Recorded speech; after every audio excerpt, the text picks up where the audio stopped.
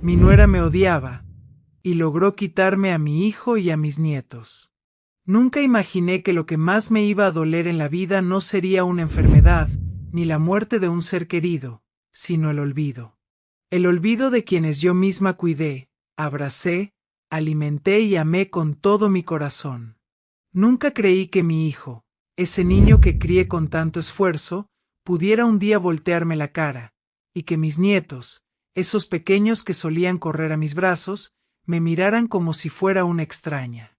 Todo comenzó con miradas, con silencios incómodos en la mesa, con comentarios disfrazados de broma, hasta que un día me di cuenta que ya no era bienvenida en su casa, que mi presencia molestaba, que ya no era parte de su vida.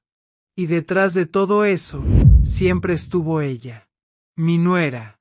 Una mujer que desde el primer día me dejó claro que yo no le gustaba, que no me quería cerca, que haría todo lo posible por borrarme del mapa, y lo logró. No sé si ustedes han sentido lo que es ver cómo una familia se te va deshaciendo entre las manos, como agua. Como un día despiertas y te das cuenta de que nadie te llama, nadie te busca, nadie te extraña. Esta es mi historia. Quédense hasta el final, porque aunque pasé por el infierno, aprendí a recuperar mi dignidad y a recordar quién soy, aunque ellos me hayan olvidado. Mi hijo se llama Daniel. Siempre fue un muchacho noble, tranquilo, muy apegado a mí. Éramos un equipo, sobre todo después de que su padre nos dejara cuando él apenas tenía 9 años. Yo me partí el alma para sacarlo adelante. Trabajé en casas ajenas, limpié oficinas de madrugada, hice de todo para que él pudiera estudiar y tener lo que yo nunca tuve. Cuando conoció a Paula, su novia, la que después sería mi nuera, yo estaba feliz por él. Él tenía ya 27 años y había empezado a trabajar como ingeniero en una empresa importante. Ella era bonita, educada, y en las primeras visitas fue amable conmigo, o al menos eso parecía. Pero con el tiempo empecé a notar ciertas cosas. Pequeños detalles, que en ese momento no quise ver. Como cuando se refería a mí como la señora en lugar de llamarme por mi nombre, o cuando hacía planes familiares y nunca me incluían. Una vez escuché que le dijo a Daniel, tu mamá se mete en todo, deberías ponerle límites. Y aunque me dolió, me callé. Pensé que eran cosas normales, que quizá estaba celosa de nuestra cercanía. Después se casaron. Y desde el primer día, algo cambió. De pronto, ya no me avisaban cuando iban a venir a verme. Si yo llamaba, Paula contestaba con frialdad o simplemente decía que estaban ocupados. Las visitas se volvieron esporádicas, hasta que un día dejaron de venir. La última vez que fui a su casa sin avisar, Daniel me abrió la puerta con cara de sorpresa, y Paula ni siquiera salió a saludarme. Me senté un rato en la sala con mi hijo, tratando de hacerle preguntas, de saber cómo estaban, pero él estaba nervioso, mirando el reloj todo el tiempo. Me fui con un nudo en la garganta. Pasaron semanas sin saber nada de ellos. Luego meses. Un día, llamé al celular de Daniel y me contestó Paula. Me dijo, sin rodeos, no es un buen momento para que llames, Daniel está cansado. Te vamos a llamar cuando podamos. Esa fue la última vez que hablé con ella. Ahí supe que algo más profundo estaba pasando. Que no era solo frialdad. Era rechazo.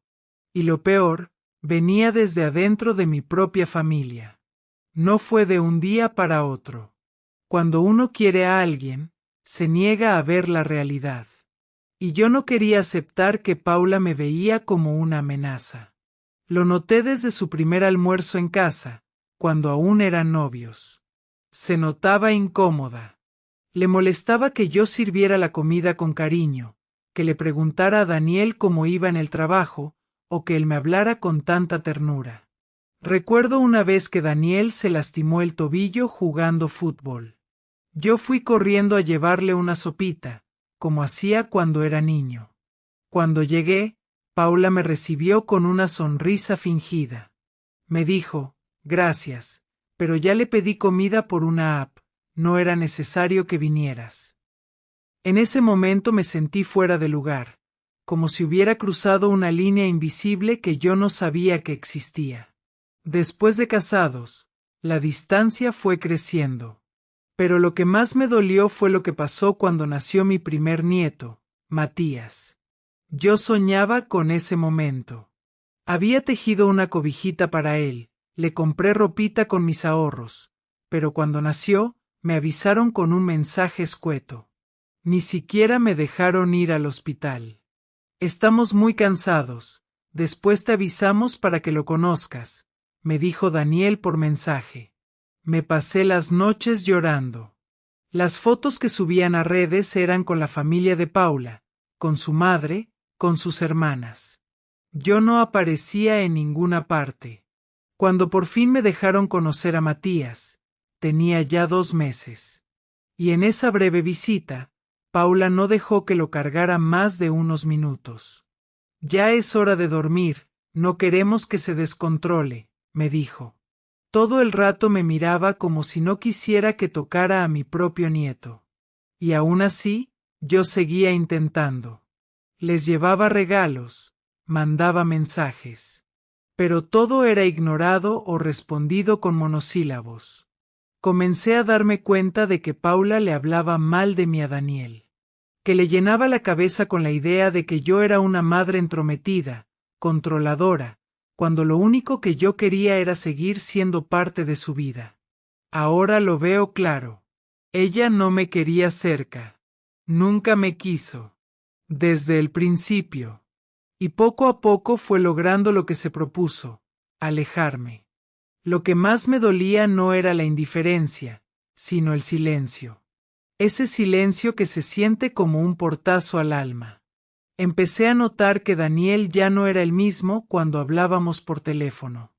Siempre tenía prisa, respondía con frases cortas, y cuando le preguntaba por los niños, me decía, están bien, ocupados, creciendo rápido, como si no quisiera entrar en detalles. Como si hablar conmigo le resultara un trámite. Pero lo que terminó de romperme fue una conversación con una amiga de la familia. Una tarde, tomando un café, me dijo casi con culpa, te vi en las fotos del cumpleaños de Matías. Bueno, en realidad no estabas. Pensé que no habías podido ir. Ahí me quedé en blanco. No sabía de qué cumpleaños hablaba. No me habían invitado. No sabía siquiera que le habían hecho fiesta.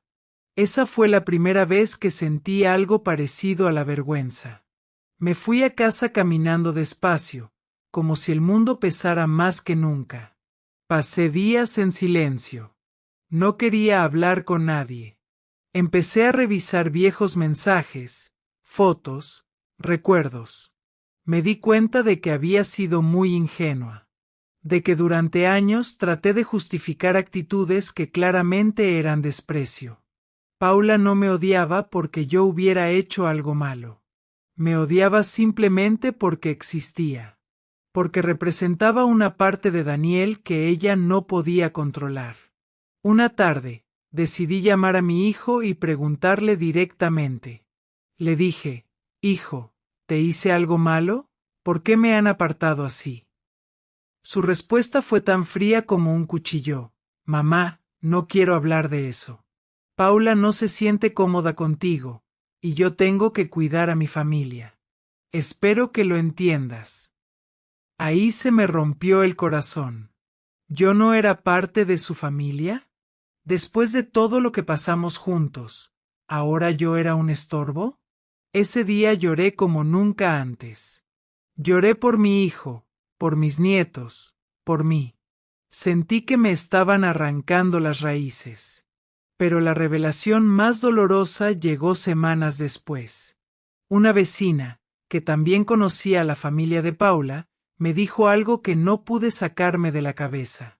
Esa mujer siempre ha dicho que tú eres una manipuladora, que criaste a Daniel para que dependiera de ti.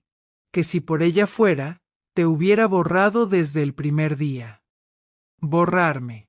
Esa palabra me taladró el pecho. Era exactamente lo que había hecho. Me borró de sus vidas sin necesidad de gritar, sin armar escándalos. Lo hizo con paciencia, con estrategia. Le dio vuelta a mi hijo, lo envolvió con su necesidad de control, y logró que él creyera que yo era una amenaza. Y yo, en mi ceguera, le había dado espacio para hacerlo. Pasaron meses sin saber nada de ellos. Ni una llamada, ni una foto, ni una visita. Cada cumpleaños de Matías y luego de la pequeña Clara, mi segunda nieta, lo viví en silencio, sola en mi casa, con el teléfono en la mano y el corazón apretado. Me repetí a mí misma que quizá algún día sonarían a la puerta, que Daniel se arrepentiría, que entendería todo el daño que me estaban haciendo, pero ese día no llegaba. Una vez, llevé un regalo para Matías al edificio donde vivían. Paula no me abrió. Me miró por la mirilla y me dijo desde adentro, no insistas más, por favor. No queremos que vengas sin avisar. Esto ya es acoso. Me quedé parada frente a la puerta, con la bolsa en la mano, temblando.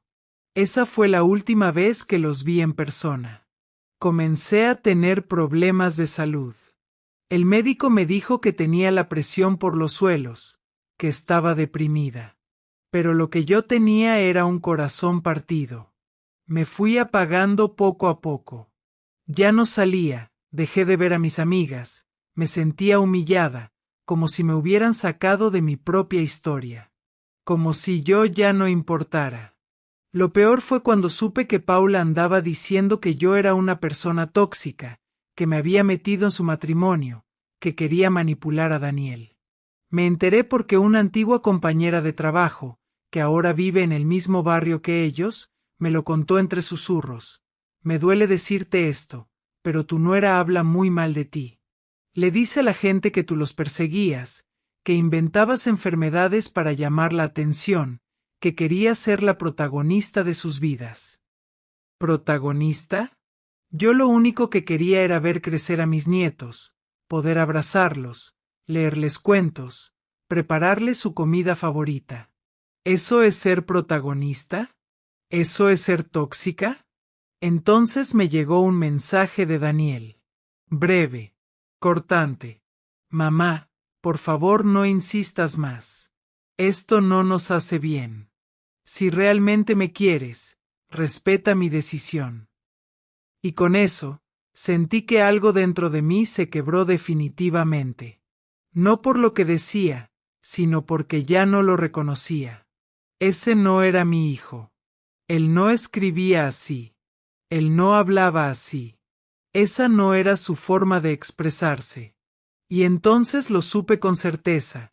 Paula le escribía los mensajes. Lo manipulaba todo. Incluso su forma de hablarme. Me quitaron el rol de madre, de abuela, de familia. Y nadie salió a defenderme. Nadie preguntó por mí. Como si yo hubiera desaparecido. Como si nunca hubiera sido parte de su historia. Empecé a tener pensamientos oscuros. Me preguntaba si mi vida tenía algún sentido. Si todo lo que había hecho valía de algo. Me miraba al espejo y ya no me reconocía. Me sentía vacía, como una casa abandonada. Y en medio de todo ese dolor, tuve que seguir viviendo. Cocinando para una sola persona. Celebrando Navidades en silencio. Encendiendo velas por cumpleaños a los que no fui invitada. Ahí entendí que el abandono duele más cuando viene de quienes uno más ama. Y que a veces, la injusticia no se grita, se calla y se sobrevive. Tuve que aprender a vivir con un vacío que nadie más podía ver. Afuera, todo seguía igual. La gente caminaba por las calles, los niños jugaban en el parque, los vecinos saludaban desde sus ventanas. Pero por dentro, yo sentía que me estaba desmoronando, poquito a poco, cada día. El primer obstáculo fue físico. Mi salud empezó a deteriorarse de verdad. Perdí peso, me sentía agotada todo el tiempo, y el médico me diagnosticó depresión. Me mandaron a terapia, y aunque al principio no quería ir, terminé aceptando porque ya no tenía fuerzas para seguir fingiendo que estaba bien. La psicóloga me hizo una pregunta que me removió por dentro. ¿Y tú? ¿Dónde estás tú en toda esta historia? Yo no supe qué contestar, porque había pasado tantos años pendiente de los demás, cuidando a Daniel, dándolo todo, que me había olvidado de mí misma. Entonces empecé a escribir. Cada día, en un cuaderno viejo, anotaba lo que sentía. A veces solo una palabra. Otras veces, páginas enteras llenas de rabia, de tristeza, de preguntas sin respuesta. Eso me ayudó más de lo que imaginaba. El segundo obstáculo fue emocional. Tenía que volver a creer que valía la pena. Que no era una mujer descartable. Que no estaba sola, aunque lo pareciera. Me costó mucho, porque la voz de Paula seguía ahí, como un eco en mi cabeza, haciéndome sentir que yo era la culpable de todo. Y luego estaba Daniel, mi hijo, el niño que yo crié, que me abrazaba cada noche antes de dormir, que lloraba en mis brazos cuando tenía miedo. ¿Dónde había quedado ese niño? ¿En qué momento se convirtió en un hombre que podía borrarme con un solo mensaje? El obstáculo más grande fue social. Porque nadie quiere hablar del abandono emocional de una madre. Porque cuando una madre dice que su hijo no la llama, la gente asume que algo habrá hecho. Me tocó soportar miradas de lástima, comentarios crueles disfrazados de consejos. Déjalos tranquilos, ya volverán, no seas tan intensa. No, no era ser intensa. Era querer a mi familia. Era haberlo dado todo, y quedarme con las manos vacías. Cada día era una lucha contra esa soledad que se pega a la piel. Me aferré a pequeños rituales, tomar el café en la misma taza de siempre, salir a caminar aunque no tuviera ganas, poner música para no sentir tanto silencio. Y poco a poco, sin darme cuenta, fui aprendiendo a estar conmigo misma. Pero aún no estaba lista para rendirme. Porque algo dentro de mí seguía ardiendo. Algo que no era rencor, era dignidad. El punto de quiebre llegó un domingo por la tarde. Era Día de la Madre. Encendí la radio para no sentir tanto silencio en casa. Los locutores hablaban de flores, de almuerzos en familia, de abrazos, de mamá te amo. Cada canción, cada palabra, era como una puñalada. Pasaron las horas y mi teléfono no sonó. Ni un mensaje, ni una llamada. Me senté en la cocina, con el café ya frío entre las manos, y me dije a mí misma, esto es todo. Se acabó. Porque una cosa es la tristeza, y otra muy distinta es la humillación. Ese día entendí que ya no podía seguir esperando. Que no podía seguir pidiendo amor donde solo recibía desprecio. Me levanté, fui al cuarto, abrí el cajón donde guardaba todas las fotos de Daniel, los dibujos que me hacía de niño, los regalitos del colegio, y lloré como no había llorado en años. No era solo dolor, era duelo. Estaba despidiéndome de una versión de mi hijo que ya no existía. Y entonces, algo se encendió dentro de mí. Una fuerza que no venía de la rabia, sino de la dignidad. Me miré al espejo y dije en voz alta, ya basta. No me voy a dejar borrar. Ese fue el punto de inflexión. Dejé de hablar de ellos. Dejé de esperar mensajes. Dejé de mirar fotos viejas. Empecé a hacer cosas por mí. Me inscribí en un taller de costura en el Centro Cultural del barrio. Fui a las clases, aunque al principio no tenía ganas de hablar con nadie. Pero poco a poco, volví a reírme. A sentirme útil. A ver que aún había vida más allá del abandono. Conocí a otras mujeres que también cargaban con sus dolores, sus historias rotas, sus ausencias. No estaba sola. Y eso me dio fuerzas. Y fue en una de esas clases cuando escuché una conversación que me cambió la perspectiva. Una señora decía, a veces, para recuperar lo que es nuestro, hay que hablar. No gritar, no rogar. Hablar. Con la verdad en la mano. Y esa frase se me quedó clavada. Esa noche no dormí. Me di cuenta de que yo tenía una historia que merecía ser contada. No para vengarme. No para hacerles daño. Sino para recuperar algo que nunca debieron quitarme, la verdad. Y mi voz.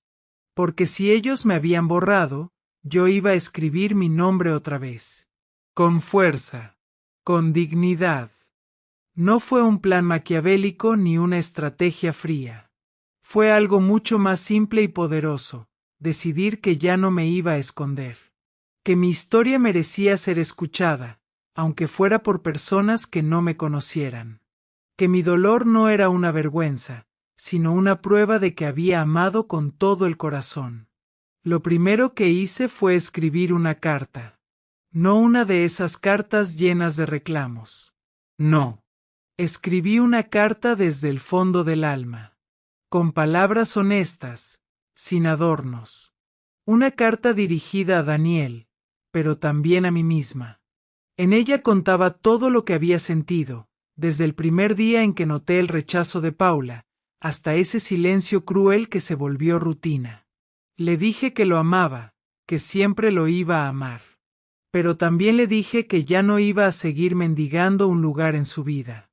Que no iba a permitir que sus hijos crecieran creyendo que yo los había abandonado. Le hablé con la voz rota, pero firme. Le pedí que, si algún día sus hijos preguntaban por mí, les dijera la verdad, que su abuela los quiso con toda el alma, incluso desde la distancia. Esa carta nunca se la envié. La guardé, porque entendí que no era para él. Era para mí, para cerrar un ciclo, para dejar de cargar con una culpa que no era mía. Después de eso, me propuse reconstruirme, paso a paso. Me inscribí como voluntaria en una biblioteca comunitaria, donde leía cuentos a niños que no tenían abuelos cerca. Ellos me devolvieron algo que creí perdido, la ternura. Un día, una niña me abrazó al final de una lectura y me dijo, «Ojalá tú fueras mi abuela». Y yo no pude contener las lágrimas. Porque en ese abrazo entendí que el amor no siempre tiene que venir de donde lo esperamos. A veces, la vida nos regala nuevos caminos para sanar. Volví a reunirme con mis amigas del barrio. Empecé a tejer, a cocinar para mi sin tristeza, a arreglar mi casa no para recibir visitas, sino para sentirme bien yo. Compré flores solo para ponerlas en mi mesa. Aprendí a vivir sin esperar. Pero también supe que había una parte de mí que necesitaba justicia. No venganza, no castigo. Justicia. Porque Paula no solo me alejó de mi hijo. Habló mal de mí, sembró mentiras, destruyó un vínculo que había costado años construir. Y aunque yo no podía obligarlos a volver, sí podía hacer algo, recuperar mi voz. Así que, con ayuda de una de las señoras del taller, que era muy hábil con la tecnología, comencé a escribir mi historia en un blog. Cada entrada era un pedacito de mi vida, contado con el corazón. Al principio pensé que nadie lo leería. Pero en poco tiempo, empezaron a llegar mensajes de otras mujeres, madres, abuelas, que habían pasado por lo mismo. Que también habían sido apartadas. Que también habían llorado en silencio. Y ahí supe que no estaba sola. Que muchas como yo habían sido víctimas de ese desprecio disfrazado de nuevas prioridades. Que el silencio era un castigo repetido, pero que juntas podíamos romperlo. No quería hacer daño. Solo quería que se supiera la verdad. Que mi voz no se apagara. Y fue entonces cuando decidí que era hora de reunir todo lo que había escrito, todas las pruebas, todos los mensajes guardados, todas las veces que intenté acercarme, porque aunque no lo buscaba, quizás un día tendría que defenderme. Y si ese momento llegaba, quería estar lista. Durante mucho tiempo pensé que guardar los mensajes, las capturas de pantalla, los audios, era solo una forma de aferrarme al pasado. Pero ahora me doy cuenta de que era también una forma de no volverme loca. Porque cuando te dicen una y otra vez que exageras, que malinterpretas, que te haces la víctima, llega un momento en que dudas hasta de tus propios recuerdos. Así que empecé a organizar todo. Imprimí los mensajes donde Paula me decía, de forma directa, que no me presentara sin avisar. Guardé las fechas de los cumpleaños a los que no fui invitada. Reuní las capturas de los chats donde mis intentos de contacto eran ignorados. Incluso conservé ese último mensaje de Daniel donde me pedía, casi con desprecio, que me alejara por el bien de su familia. No era para denunciar, ni para armar escándalos. Era para tener un registro, una especie de memoria emocional. Porque yo sabía que, en algún momento, mis nietos crecerían. Y si un día preguntaban por mí, yo iba a poder mostrarles con calma y con la verdad en la mano, que su abuela nunca los olvidó. Que su abuela luchó con dignidad para no desaparecer de sus vidas. También empecé a escribir con más frecuencia en el blog. Muchas mujeres compartían sus historias conmigo. Algunas incluso me contaron que sus hijos, después de años de distancia, volvieron a buscarlas. Eso me dio fuerza, esperanza. En paralelo, contacté a una conocida que trabaja en orientación familiar. Le pedí ayuda, no para recuperar a mi hijo, porque entendía que eso ya no dependía solo de mí, sino para aprender a hablar sin que me callaran. Para encontrar las palabras justas, cuando llegara el momento. Ella me enseñó algo valiosísimo. Cuando hay manipulación, el amor se distorsiona. Pero la verdad no necesita adornos. Solo constancia. Así seguí, día tras día. No esperando un milagro, sino preparándome para estar firme, para no tambalear si un día ellos volvían con reproches. Porque esta vez, yo iba a estar lista para hablar. El primer intento de acercamiento no fue planeado. Ocurrió una tarde cualquiera, cuando estaba en la farmacia comprando mis medicinas. Al salir, vi a lo lejos una figura conocida. Era Daniel. Iba con Matías, que ya estaba mucho más grande, caminando de la mano. Me quedé helada. No sabía si acercarme, si quedarme quieta, si esconderme. Pero mis pies se movieron solos. Crucé la calle lentamente, temblando, y dije su nombre. Daniel. Él volteó y su rostro cambió por completo. Una mezcla de sorpresa, incomodidad y culpa se le dibujó en la cara. Matías me miró curioso. No me reconocía. No tenía por qué hacerlo. Hola, mamá, me dijo con tono seco, como si me hubiera visto ayer. ¿Puedo saludarlos? Daniel dudó. Me miró como si estuviera calculando algo. Finalmente, bajó un poco la mirada. Estamos apurados. Mejor otro día, ¿sí? Solo un abrazo, le pedí, mirando a Matías. Para él. Para mí. Pero Daniel se agachó, le susurró algo al oído al niño y lo tomó de la mano con más fuerza. Vámonos, hijo. Y se fueron. Así.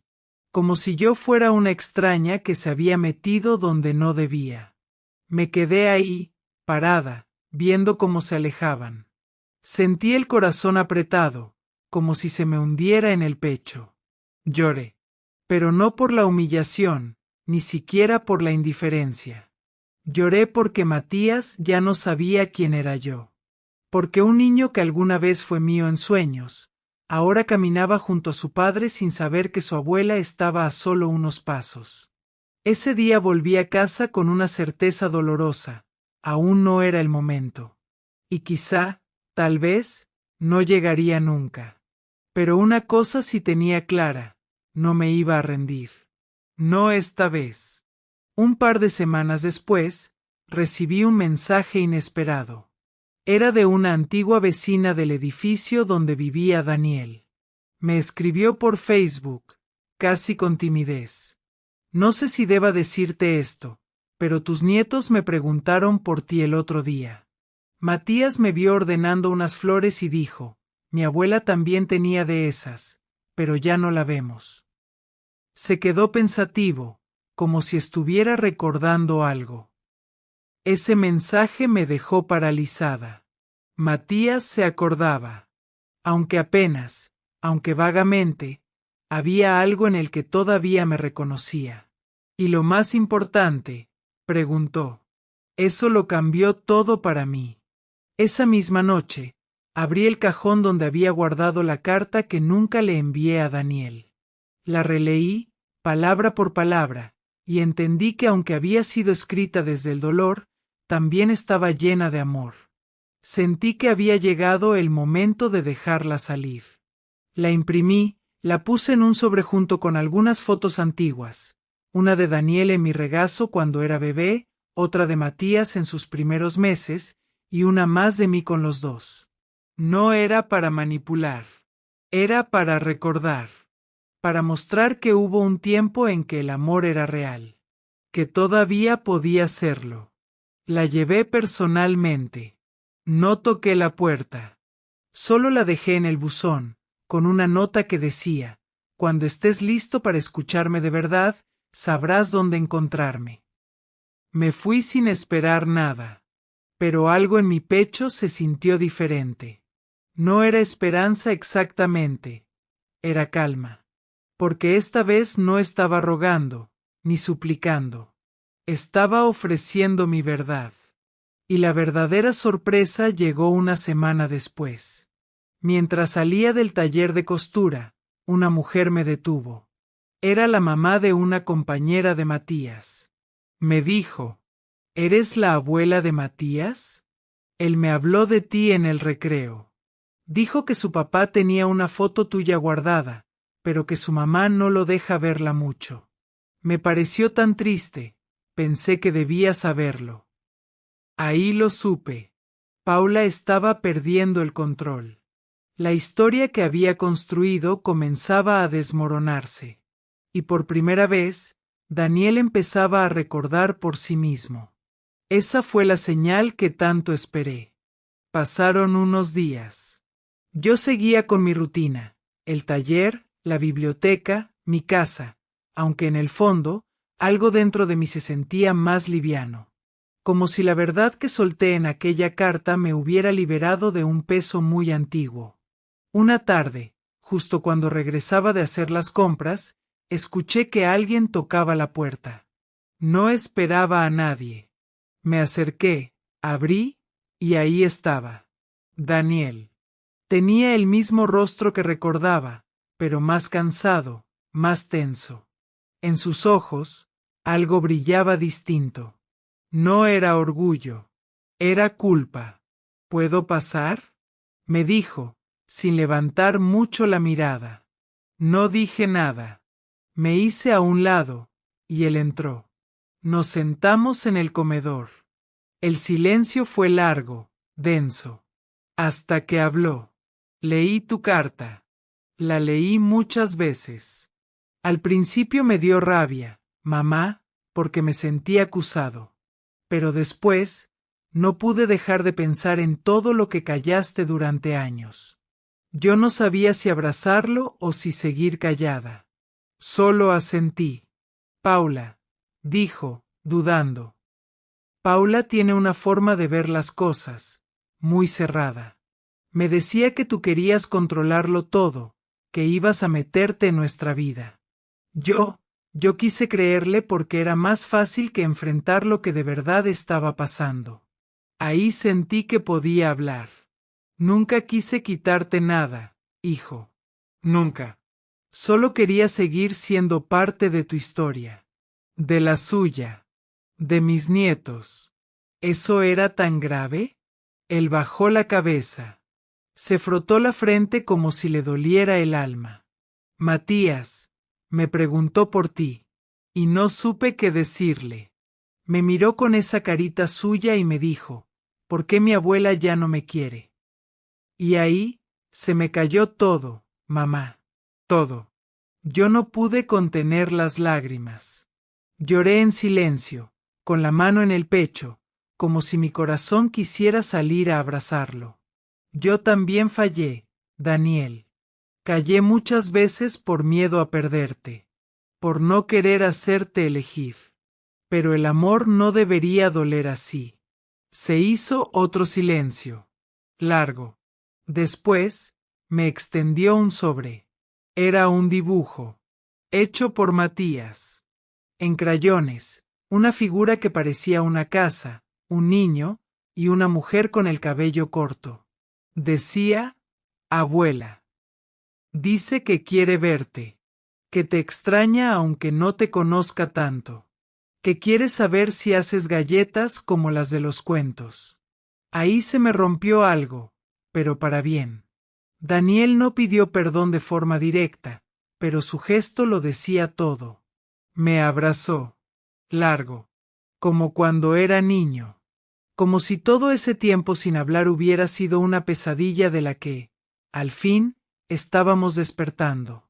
Me dijo que iba a hablar con Paula, que no sabía si las cosas se iban a arreglar de inmediato, pero que ya no iba a dejar que nadie decidiera por él. Ese día, por primera vez en años, sentí que algo se reparaba. No todo, pero algo. Y eso fue suficiente para empezar de nuevo. Las semanas siguientes fueron como caminar sobre cristales. Daniel intentaba acercarse poco a poco, pero Paula no lo aceptaba con facilidad. No me llamó, no pidió disculpas, y tampoco permitió, al principio, que yo viera a los niños en su casa. Pero Daniel ya no se escondía detrás de ella. Me buscaba por su cuenta, me escribía con cariño, me hablaba como antes. Empezó trayéndome a Matías al parque, con la excusa de que quería correr un rato. Después vino Clara, en brazos, dormida, mientras él me pedía que la sostuviera solo unos minutos. Cada visita fue un bálsamo. Me miraban con curiosidad, con ternura, y poco a poco, con cariño verdadero. Les contaba cuentos, les cantaba canciones antiguas, les preparaba jugos de naranja y galletas recién horneadas, como las que Daniel comía de niño. Matías un día me dijo, eres como en los cuentos, abuela. Me gustas mucho. Fue en ese momento cuando entendí que la paz no siempre llega con palabras rimbombantes ni con disculpas perfectas. A veces llega en forma de una manita pegajosa agarrando la tuya, de un dibujo sin forma que dice te quiero abuela, o de una visita sorpresa con los dos nietos abrazándome al mismo tiempo. Paula siguió distante. Nunca me buscó, nunca intentó acercarse. Pero tampoco volvió a prohibirme verlos. Tal vez porque entendió que ya no podía controlar todo. Que Daniel había decidido por sí mismo. ¿Volví a tener la familia perfecta? No. Pero recuperé algo mucho más valioso, mi lugar. No como mártir, no como víctima, sino como la mujer que resistió en silencio, y cuando fue necesario, alzó su voz con dignidad. Cada domingo, Matías y Clara vienen un ratito a casa. A veces los trae Daniel, a veces los deja y se va, en silencio. Pero yo ya no pregunto, no exijo. Solo disfruto de esos momentos. De verlos reír, correr, crecer, sabiendo que, de alguna manera, he vuelto a ser parte de su historia. Y eso, para mí, es justicia. Es redención. Es paz. Un año después de aquel reencuentro, mi casa ya no se siente tan silenciosa. Hay días en que los juguetes quedan regados por el suelo, los vasos de jugo tienen marcas de manitos, y la risa de mis nietos resuena por todos los rincones. No vienen todos los días, pero cuando vienen, el tiempo parece detenerse. Matías me pide que le lea el mismo cuento una y otra vez, y Clara se duerme en mis brazos como si hubiera dormido ahí desde siempre. Me preguntan cosas, me miran con esa inocencia limpia, sin juicios ni heridas heredadas. En sus ojos no hay culpa, solo amor. Y eso me basta. Daniel ha cambiado. Es más cálido, más cercano. A veces viene solo, se sienta conmigo en la cocina y hablamos de cosas simples, del trabajo, del clima, de cómo crecen los niños. No tocamos el pasado con palabras, pero está ahí, flotando, como una cicatriz que ya no duele, pero que no se olvida. Un día, me miró y dijo: «Gracias por no rendirte, mamá». Yo solo asentí, con una sonrisa suave, sin responder. Porque sé que él entendió lo que me costó llegar hasta aquí. Lo que tuve que callar. Lo que dolió. A Paula no la veo. Ella sigue en su mundo, y yo en el mío. Nunca pidió disculpas, pero aprendí que no siempre hace falta. A veces, el perdón no llega desde quien lo causó, sino desde uno mismo. Y yo decidí soltar el rencor. No por ella, sino por mí.